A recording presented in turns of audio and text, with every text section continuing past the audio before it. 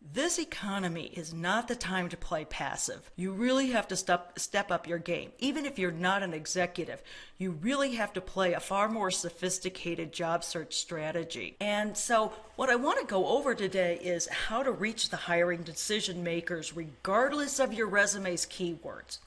Some people have many years of experience, and some people may be suffering from either too much unemployment, too long of a gap. They may have so many years, they're facing some ageism issues. And the idea is let's get rid of some of the things that put you at risk at the very beginning. So that's why I want to reach the decision makers without your resume. And I want to increase your chances of having that direct personal conversation.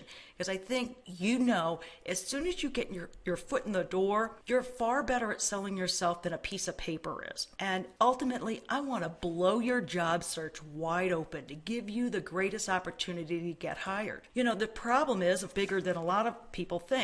Sure, it keeps you away from the current openings. But if you can't have a conversation with a manager, you don't even have the opportunity for them to create a position more suited for you. And if you think big enough that if you talk to a hiring manager and you've got that more one-on-one personal communication going and they see you, it may trip their thoughts to refer you to another company, maybe a company that just came from, maybe another division, maybe they're going to be leaving in 2 weeks and they want to take you with them.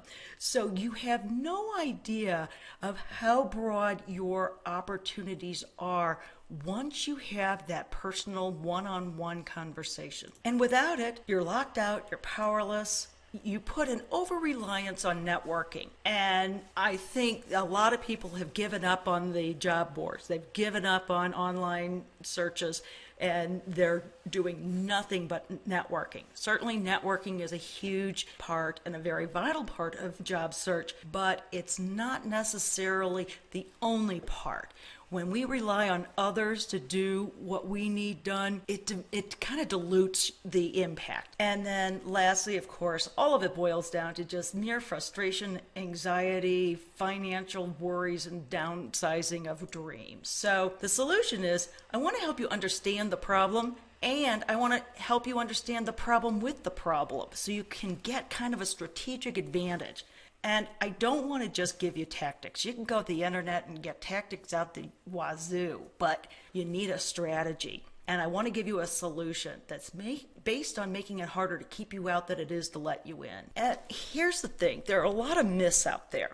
Some people think, well, if I keep my networks energized and mobilized, I'm going to hear about new job openings as they emerge. Seriously? That does not always happen. Everybody is working in so many different ways that they're consumed with their business, with what they have on their plate. Even the best of intentioned people, they don't know every job that's happening in their company.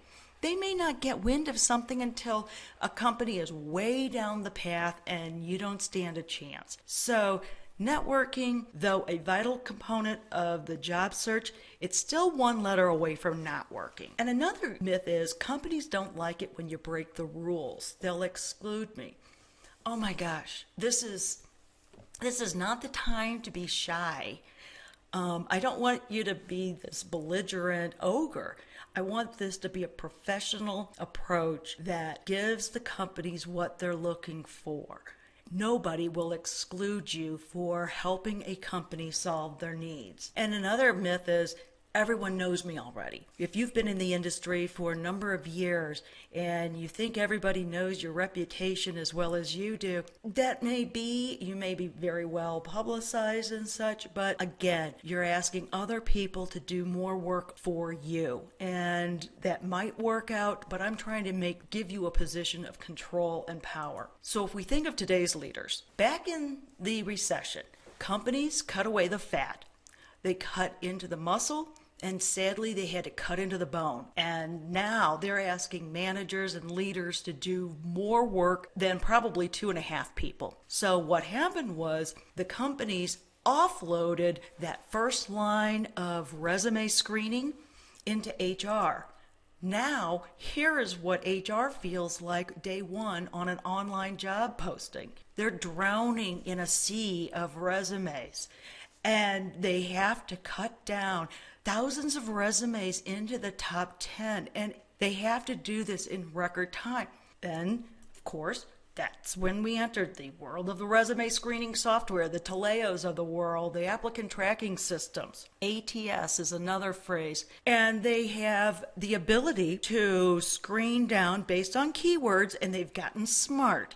You cannot just load your resume with keywords anymore. Now they've changed the algorithms to a point where they're looking for a certain relative quantity of keywords. What that means, you know what? I don't know jack what it means.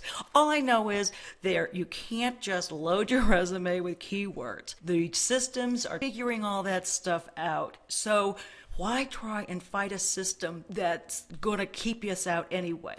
Let's get on a level playing field. This is where we have to break some rules. Again, not in a belligerent ogre sort of way, not in a jerk face sort of way, but we need to make it harder to keep you out than it is to let you in. Based on Michael Boylan's book, The Power to Get In, the premise is based on the age-old desire to CYA. Sending an email to one person is likely to get deleted, but sending an email and notifying that person that you're sending it to two other people, one being the individual's boss and someone lateral to that person, you're going to stand a much better chance of getting a call because they want a CYA, right? For instance, if you're in sales and you're looking for a division sales manager position, your direct report would be the VP of sales. That person's boss might be the VP of sales and marketing. Lateral to the VP of sales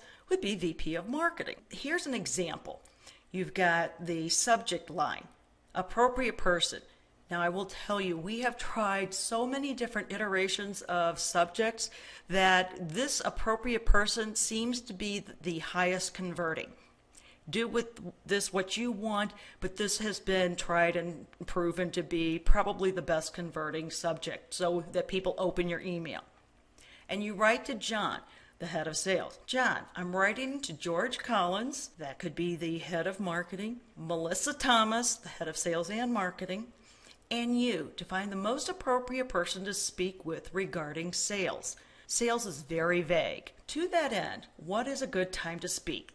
Call to action. Next paragraph, very crucial. This is what's going to replace your resume. This is to just bait them enough to get them to call. And it follows a very specific template, and I'll explain in a minute. But in this regard, I help enterprise software companies by deepening their revenue relationships with their current customers so they can expand their market share and increase their margins. In fact, I've helped Acme increase their market share 5% over goal last year. Prior to that, I helped Dynamic Inc. by taking a bottom-ranked territory and increasing sales by over 22% in just 1 year. Again, what would be a good time to speak? Call to action. I look forward to hearing from you. So let me show you the different parts here. As I mentioned, the subject, appropriate person, tried and true. The opening paragraph, you're going to specifically name 2 or 3 other people. Let me explain how the mentality works. You're on the road, you get this email, you want to delete it, but you think, dang, what if the head of sales and marketing asked me about this? What if somebody else wants to know more about it? At least I've got to have an answer. I cannot just delete it. The second aspect of the opening paragraph is to include a vague, more global subject, and then it's the call to action. The second paragraph is that template I was going to share with you. It's, I help X by doing Y so they can do Z. This is huge. This is a very important part because this is to help them understand how you contribute to companies. It is not what you do. It's not your successes per se. It's how you contribute to companies. And then you add some supportive results. And lastly is another call to action. So again, you've got to get back into this, I help X by doing Y so they can do Z. I understand that some people say, oh, that might work for sales because you've got a lot of numbers that you can play with.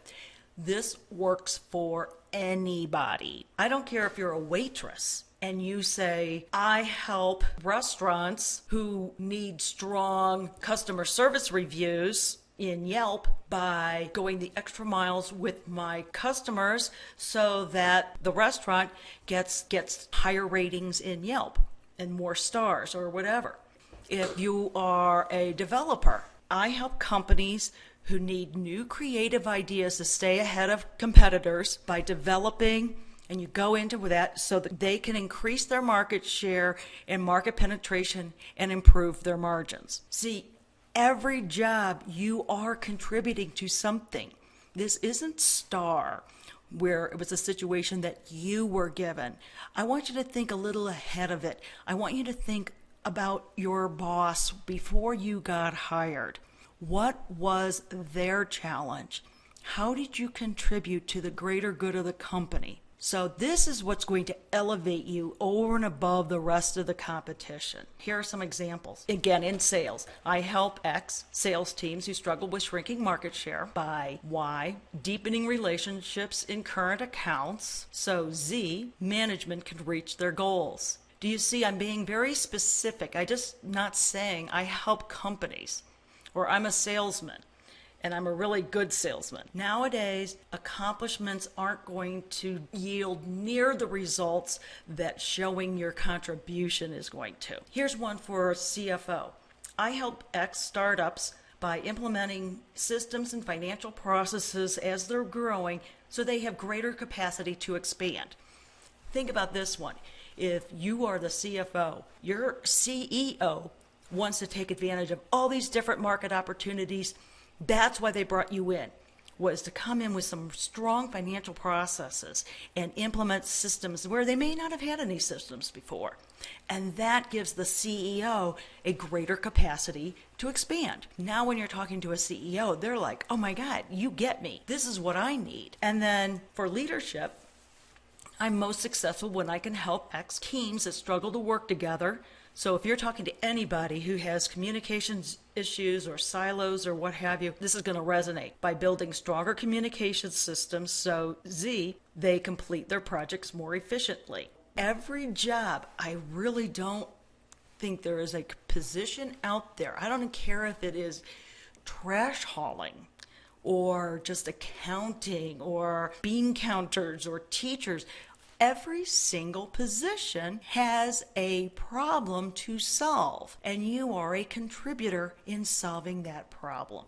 Everybody has a value proposition. So then what do? After you've sent your email 1 to 2 days later, you're going to rinse and repeat. You're going to go into your sent folder, grab the previous email, and do a reply all. This will grab the body of your original email because you want that in the body of your email. But then you're going to write a follow-up, but you'll tweak your email slightly. Same, you've got your subject. John, and you also state that you're sending it to the other two people, find the most appropriate person, find a good time to talk, and then in the body, that second paragraph, as I mentioned, I help enterprise software companies who want to increase their market share by diving deeper into their existing clients' relationships to increase revenues, so they can improve customer loyalty and improve their margins. Here are 2 examples. Now, I like this because this one uses bullet points. You want numbers. As much as you can in your supporting results, you'd like to try and use numbers as much as possible. I'm also using competitors as well by naming them by name, to say, okay, this guy has not only contributed in the industry, but I know who he has contributed to. And you might acknowledge time is undoubtedly tight, so what would be a good time to speak? Don't apologize. You still want to get that call to action out there. 2 days later, rinse and repeat. Again, you want to reply all, same way. Now you've got both of the bodies in there. Add on the subject line, final attempt. John, I'm sure you must be busy, so this will be my last attempt to reach out to George, Collins, Melissa, Thomas, and you to find the most appropriate person to speak with regarding sales. Now, this is crucial to make sure it's the final attempt. With the busyness of people, even if they have an opening, things get pushed off it might be a top priority but not completely, and they're getting great candidates as well, and they don't feel that urgency. But it's funny how often on this final attempt email, people go, oh, okay, I need to get to them. And you say, I want to reach out because I help enterprise software. You give another little blip on that. And then please rest assured that if I don't hear from you by Friday, now you're giving a drop dead date, that I will assume you have no interest and I will no longer contact you. However, if you are interested in talking, then what's a good time and number to call? So you're giving somebody a deadline. I cannot tell you how often I get a response on the third email, and it can't get pushed to the back burner enough. They know you're going to go away. They don't want to lose you. So they'll go, okay, hey, I'm sorry, things are busy, and, let's talk. As Forbes said just the other day, you've got to shift your frame from I'm a job seeker to I'm a professional in field X, and I'm always up to talk about business pain and its solutions. You need to change from that job seeker with a very myopic view of the job search world and turn yourself into this professional, and you help solve problems. That's what's going to initiate these conversations. All you want is somebody to pick up the phone and call you and say, hey, I got your email. Tell me about yourself. And that's what's going to get the conversation going. And you'll get a few different responses. Maybe you'll get somebody who says, and they may not even call you, they might email you back and said, hey, we don't have any openings, but thanks. You can shoot an email back and say, oh, I appreciate that. I wasn't really thinking that you had an opening. I really wanted to do some due diligence. Do you know of anybody else I could talk to? And you don't know. Like I said earlier, people come from different companies. They may have started a week ago. They have other people, friends in the industry that they just played golf with and said, oh, I wish we had some better financial systems. Great. You might want to talk to this person. So it's just that personal conversation that is so critical, and just sort of drop the anxiety a little bit from the job seeker perspective and truly treat this as a collaborative professional relationship. Another answer you'll get is, often I'll hear people say, well, I just hired somebody. Do you know how much money this is in your bank? Because if somebody just got hired, now what you want to do is you want to call back into the company a little bit later, maybe a week or two, however long, find out who that new person is. Call the person and congratulate them. Don't email. Pick up the phone, and you actually have a human conversation and congratulate the person on the new position. Say, I was maybe a day late, $1 short. This is an opportunity that I was looking at as well. So I want to congratulate you. Ask them where they came from. Maybe their job is still open.